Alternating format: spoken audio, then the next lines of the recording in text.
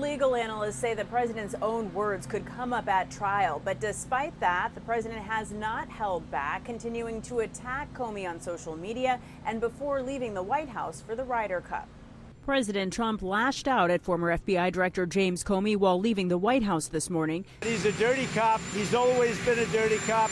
His comments come less than 24 hours after Comey's indictment, a major escalation in the president's efforts to target political opponents. This is about justice. He lied.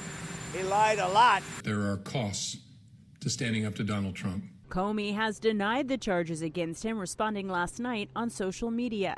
I have great confidence in the federal judicial system, and I'm innocent.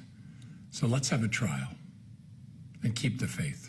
He faces one count of obstruction of justice and one count of making false statements related to Senate testimony in 2020, in which he denied authorizing leaking information to the media. Shortly before the statute of limitations was set to expire in the case, President Trump publicly urged his attorney general to look into Comey and other political opponents. You can bet your bottom dollar that the first motion Comey and his attorneys will be making is one for a selective and vindictive prosecution, and they've got the evidence there in the form of that Truth Social tweet. The case was brought by a newly sworn-in interim U.S. Attorney Lindsay Halligan, a White House aide and former personal attorney to President Trump. Halligan, who does not have past prosecutorial experience, was the only one to sign the charging documents, which legal analysts say is highly unusual.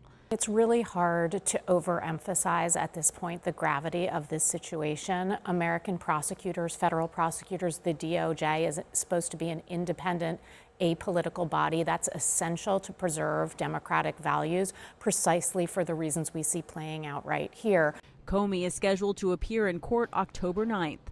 The president was asked this morning whether he thinks there are others who will be prosecuted or should be prosecuted. He said there's not a list, but that he does think there will be others, accusing Democrats of weaponizing the Justice Department. Natalie Brand, CBS News, the White House.